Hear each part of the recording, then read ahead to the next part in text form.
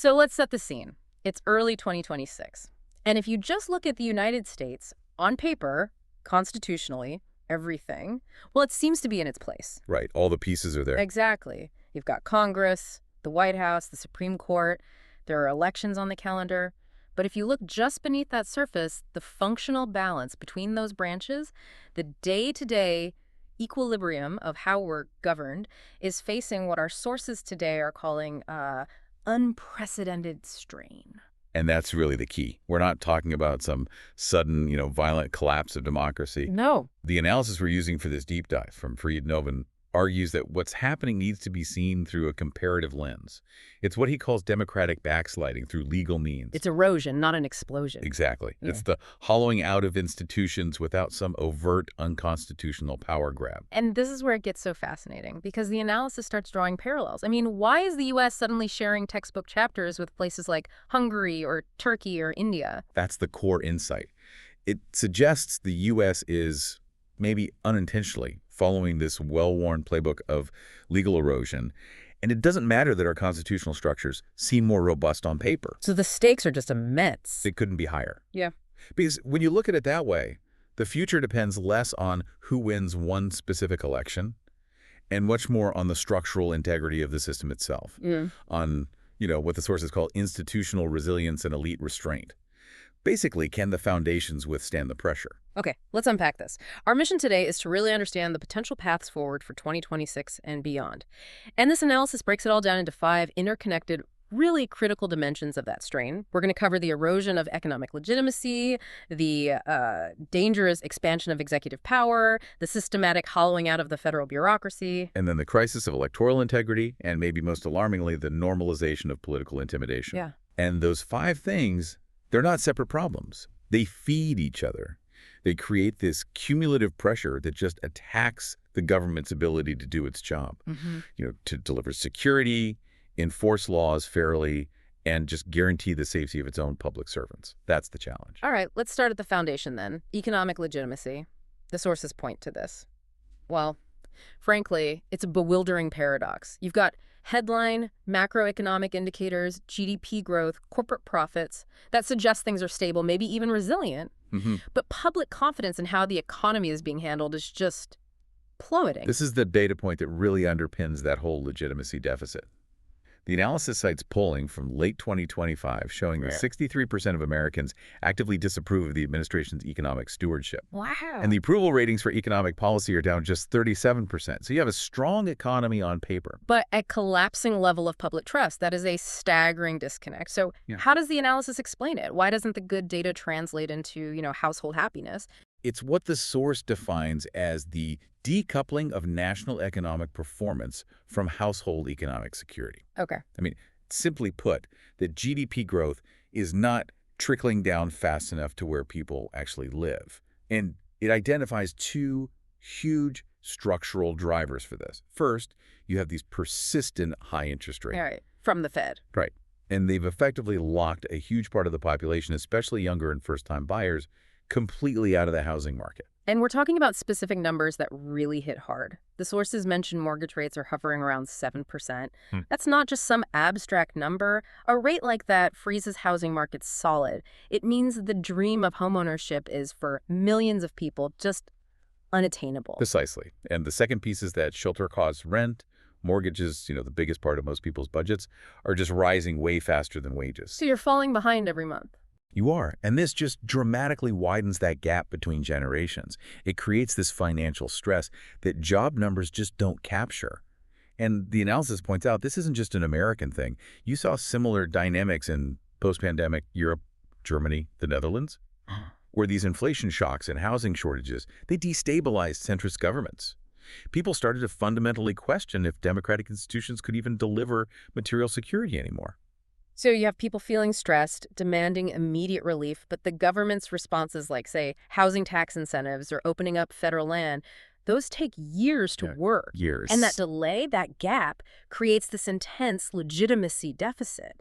The public starts looking for radical alternatives. This economic dissatisfaction, it's fueling demands for dramatic action, which I think brings us perfectly to our second strain, this escalating use of executive power. Yeah, that's the classic link. The analysis shows how economic discontent often creates the perfect conditions for executive overreach.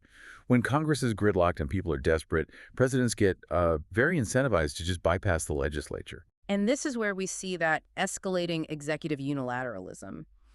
Particularly, the source points to trade policy. Specifically, the administration's aggressive use of the International Emergency Economic Powers Act, IEPA. IEPA. Yeah, and this is a textbook example of that erosion through legal means we were talking about. IEEPA is a 1977 law.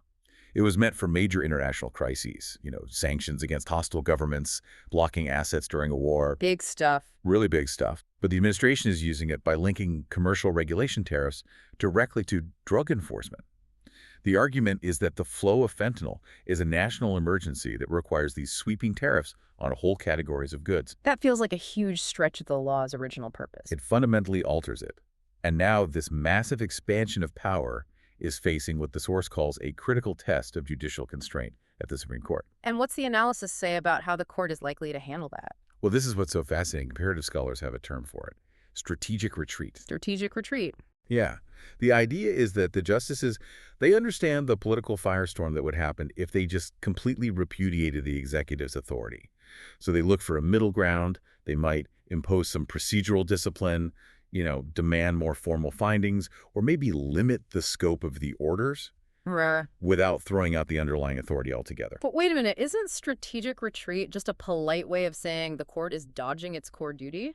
Well, that's I mean, if they don't draw a clear constitutional line now, aren't they just inviting the next president to push even harder? That is the critical tension, right? The analysis points that out. It's a strategy that's really designed to manage political polarization and, frankly, to preserve the court's own credibility. But at what cost? The cost is clarity on the separation of powers. And this balancing act, it goes way beyond just tariffs. It extends into these key cases that are pending for spring 2026 that are going to shape governance for years. Okay, detail those for us. This is where it gets really interesting. Okay, first, there's a major challenge to the 14th Amendment's birthright citizenship clause. Now, most legal experts think it's unlikely to succeed. But even a strong rebuke from the court against the administration would be a huge check on executive overreach. Okay, what's next? Second, challenges to Section 2 of the Voting Rights Act from states like Louisiana.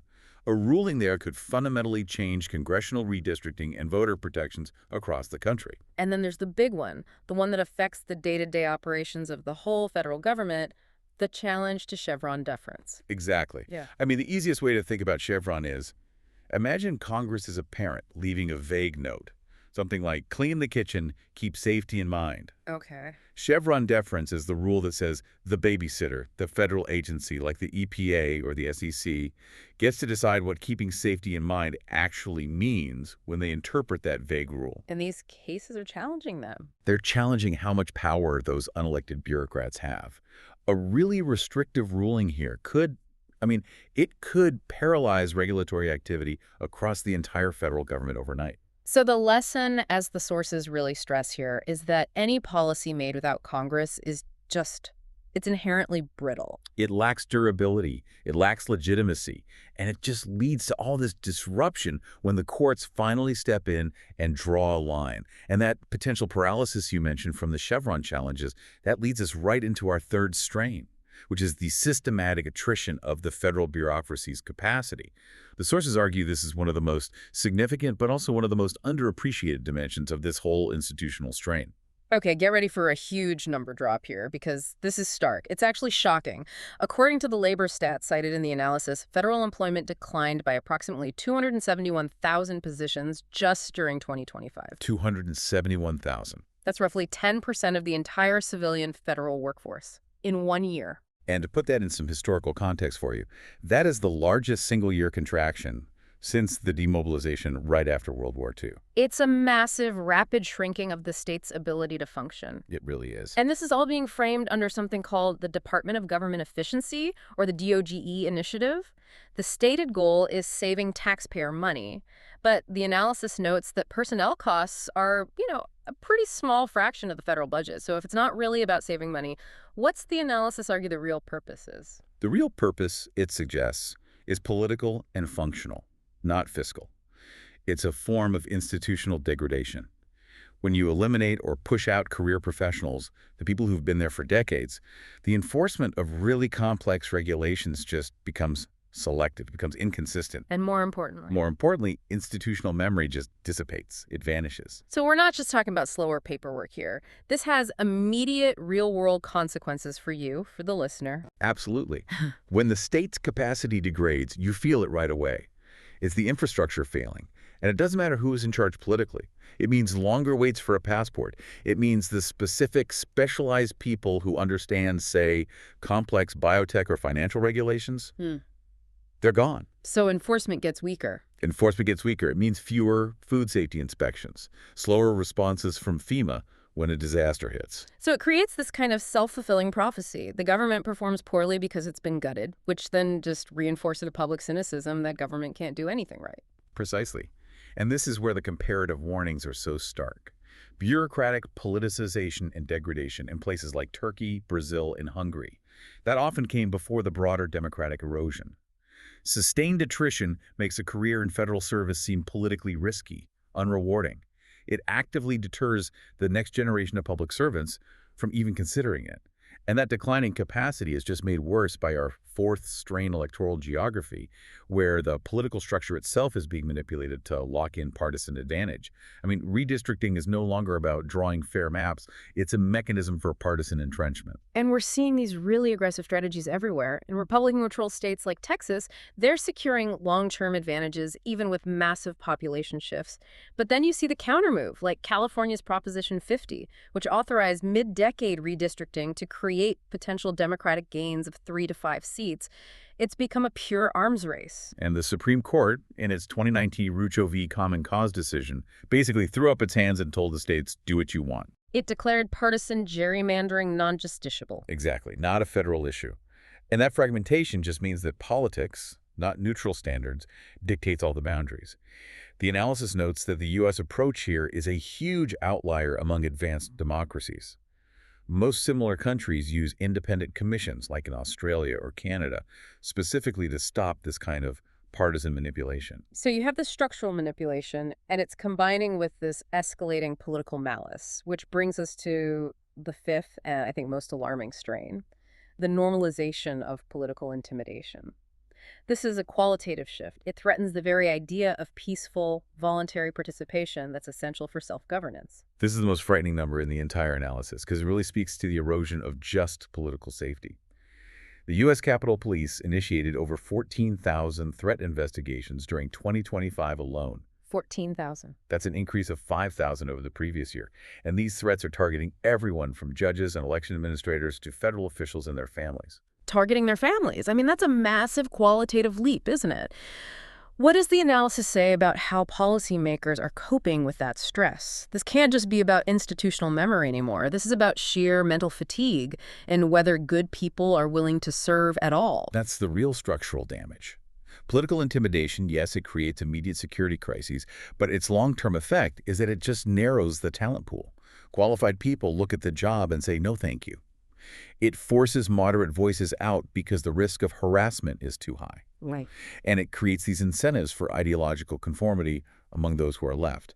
But most dangerously, when a threat actually produces a desired result, like an official changes their vote or resigns, it normalizes violence as a functional political tool. And that, right there, is the definition of severe institutional strain. So let's try to connect the dots here. We have an economy creating a legitimacy deficit, an executive pushing the legal boundaries, a bureaucracy being deliberately hollowed out, elections that are geographically manipulated, and a political system just saturated with threats.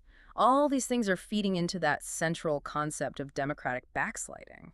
And the analysis even throws in two sort of bonus institutional challenges that make everything worse. Yeah. The first is AI policy. The administration has issued, 8 executive orders? But 60% of Americans fear AI is going to reduce jobs. And we're already seeing local political backlash. Oh, yeah. Over things like data centers consuming enormous amounts of electricity while generating very few local jobs. It's just another flashpoint for this technology-driven public anxiety. And what's the second bonus strain? The expanded use of presidential pardons. The sources really stress the use of preemptive and blanket pardons for political allies, for family It's a members. huge departure from historical A norms. significant departure. And while it might be legally permissible, it just reinforces this public perception of selective justice. It undermines confidence in the rule of law. Okay, so all of this leaves us with a pretty unwritten future. The source lays out three possible trajectories for, say, 2027 to 2030, and it all depends on how these five strains interact. That's right. So what's the first one, the optimistic path? They call it democratic renewal through crisis. But this scenario, it requires an external shock, something like a divided government, real meaningful economic improvement, and robust, decisive judicial constraints that actually redefine the boundaries of executive power. A lot has to go right. Okay, and the second path is more just inertia. Exactly. Continued drift and institutional degradation. This is just an extrapolation of current trends, a unified government or maybe a weakly divided one, persistent economic discontent, and that continued bureaucratic attrition where the state just slowly loses its ability to function well. And then the third, the worst case. Accelerated backsliding and institutional crisis. This would probably be triggered by some major unforeseen crisis. That could lead to escalating political violence and the collapse of those core institutional norms, especially around the peaceful transfer of power. The analysis just keeps reiterating that the decisive factor, the thing that determines which path we go down, is whether political elites prioritize institutional health over short-term advantage. That's a huge burden to place on elite behavior, isn't it? It is, but history does show that democratic backsliding is reversible, especially in the early and middle stages. We saw that with the recent elections in Poland.